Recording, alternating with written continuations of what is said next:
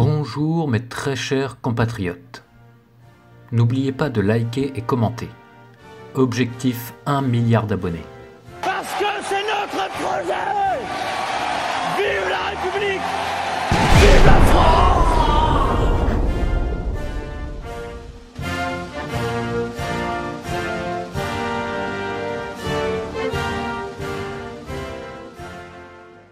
Nous avons vu dans une précédente vidéo quelques nouvelles armes développées ou en cours de développement par l'armée des États-Unis d'Amérique.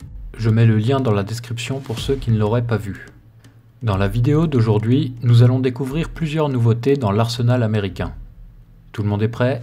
C'est parti. Comment faire pour éliminer un leader ennemi à distance lorsqu'il est impossible de déployer des hommes? Il est envisageable d'utiliser un missile téléguidé tiré par un drone. Aucun danger et dégâts maximum. Cependant, cette méthode a pour inconvénient de tuer toutes les personnes se trouvant proches de la cible. En effet, imaginez que la cible se déplace à bord d'un véhicule en pleine zone habitée. Détruire l'objectif coûterait la vie à de nombreux civils innocents. C'est pour cette raison que les USA ont développé un nouveau type de missile, le AGM-114R9X, surnommé missile Ninja. Mais quelle différence avec les autres missiles? Attends un peu Timéo, je t'explique. Le missile Ninja est radicalement différent de tous les autres missiles car il n'explose pas. Bah alors comment il peut détruire sa cible? Une petite seconde, j'y viens. Ce missile est très rapide, très solide et très lourd. De plus, avant de s'abattre sur sa cible, il déploie de longues lames extrêmement tranchantes. Ainsi, lorsqu'il est utilisé pour tuer une cible à bord d'un véhicule circulant dans une rue passante, il ne fait aucun dégât involontaire. Il se contente de hacher en morceaux les passagers du véhicule. Oui, mais si les autres passagers de la voiture sont pas méchants, ils sont tués quand même, non? T'es chiant, Timéo. Bon, passons à l'arme suivante. Vous avez déjà entendu parler de super canon ou de super artillerie? Ce concept était un peu tombé dans l'oubli depuis la conception du Gros Gustave par l'armée nazie lors de la Seconde Guerre mondiale. Pour rappel, le Gros Gustave était un énorme canon monté sur voie ferrée capable de tirer des obus de 80 cm de diamètre à une distance de 40 km. Sa faible cadence de tir et son coût de déploiement ont fait que ce canon est vite passé aux oubliettes.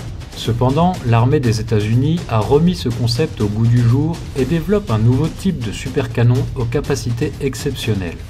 En effet, le supercanon d'artillerie SLRC aura une portée de 1800 km et une précision de 10 mètres. Il utilisera un nouveau type d'obus doté de systèmes de localisation GPS et d'un booster lui conférant une vitesse accrue ainsi qu'une seconde propulsion une fois sa vitesse initiale perdue.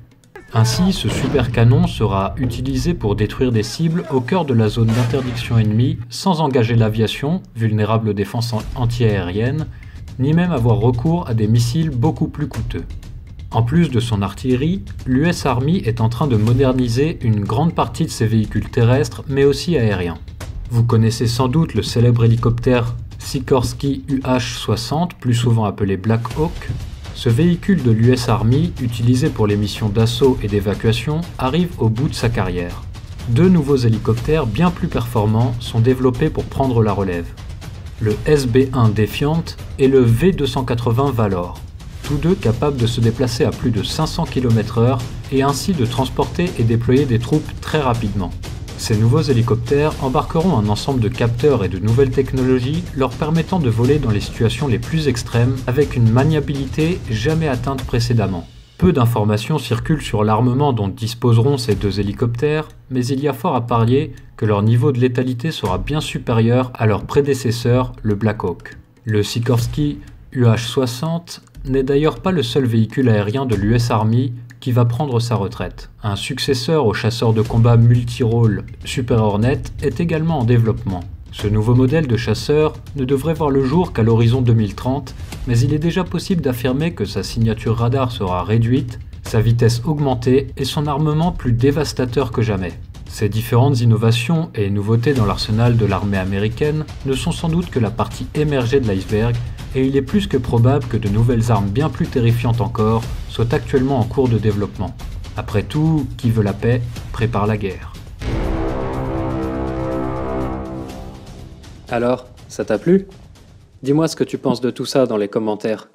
N'hésite pas à t'abonner et à mettre un petit pouce bleu, ça fait toujours plaisir.